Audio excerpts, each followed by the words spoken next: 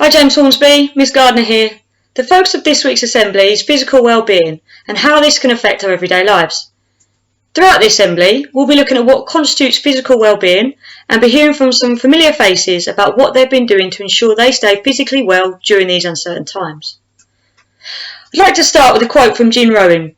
He states that it's important to take care of your body as it's the only place you have to live in. This quote really got me thinking about how important it is to look after my body and what possible changes that I could make to ensure that I'm best placed to stay fit and healthy for as long as I physically can. The definition of physical well-being as stated by the NHS is as a state of physical well-being is not just the absence of disease. It includes lifestyle behaviour choices to ensure health, avoid preventable diseases and conditions, and to live in a balanced state of body, mind and spirit. With this statement in mind, I've asked some members of staff to let us know what physical well-being means to them and how they've attempted to achieve this over the past few months. For me personally, I feel that physical well-being is a delicate balancing act of a different number of elements, but I tend to focus mainly on ensuring I exercise regularly, not just to stay physically healthy, but also for my mental health. I find it relaxes me and also helps me deal with any worries that I may have at the time. I would normally go to the gym each day, but throughout the last few months, when they haven't been open, I've made sure I've been able to go on a run or a walk each day to help me achieve this.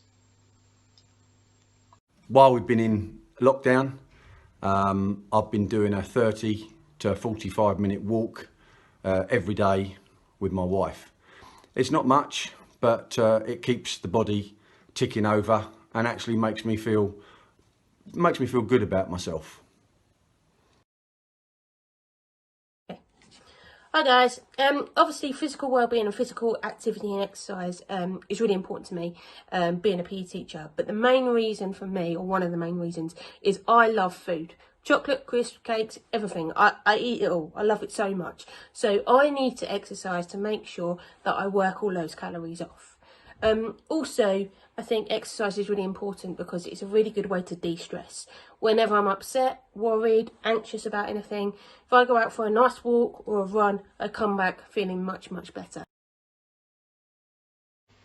A healthy diet may help prevent certain serious diseases such as heart disease, stroke and diabetes. It may also help to reduce your risk of developing some cancers. If you become sick, eating a healthy diet may help you recover more quickly. Also, a main way of preventing obesity and overweight is to have a healthy diet alongside exercising regularly. Finished a little morning 5k run, and what better way to start the day than getting out and exercising. It's so important that we are doing exercise a few times a week, and that could be in the form of anything. It doesn't have to be running. If you don't like running, you might go out for a cycle, you might do some circuits, some of you might enjoy doing some kind of aerobics, literally anything that's getting that heart raising, really important to be doing. The dog came with me, she loved it as well. As we know, physical activity has a range of benefits, including improvements in strength, balance, movement and motor skills. It can also help in maintaining a healthy body weight. Physical activity can also help to prevent diseases such as type 2 diabetes or heart disease. Thinking about what food and drink that you're putting inside as well, I try and do at least 3, I mean this is huge because the size of this water bottle, but it focuses me to make sure that I'm drinking at least 3 litres of water a day. Trying to stay away from the snacks. I know it's really tricky because who doesn't love crisps, but eating it in moderation and just trying to make sure that you're healthy and doing everything that you can to, I think, look after yourself. Sleep is as important to our health as eating, drinking and exercising. It allows our bodies to repair themselves and our brains to consolidate our memories and process information. Poor sleep is linked to physical problems such as weakened immune system and mental health problems such as anxiety and depression. Hi guys, just got back from my ride from school. So we live about 10 kilometres away, which is just over 6 miles. So it's taken me about 24 minutes to get back. And for me, it's a really nice day to end the day. Busy day at school, so coming back on a bike ride allows me to clear my head a little bit.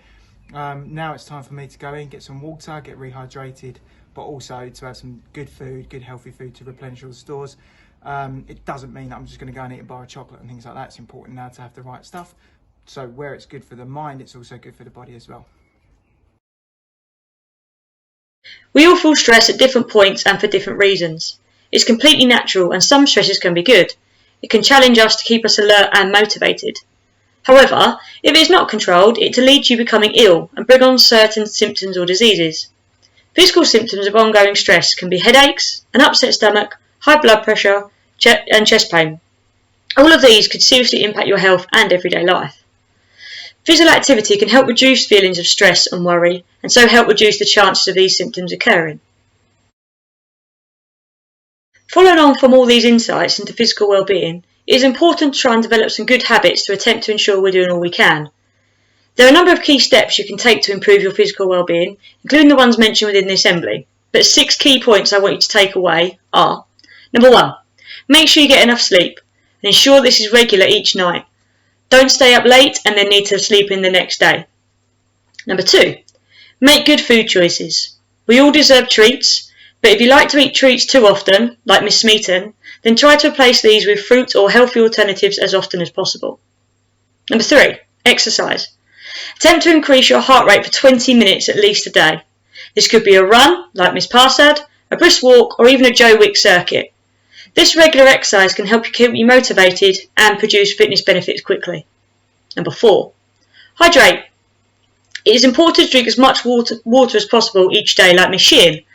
Consuming enough water not only helps hydrate and nourish us, but it helps to detoxify our organs, combat food cravings, but make sure you try and avoid all those energy drinks as they have the opposite effect.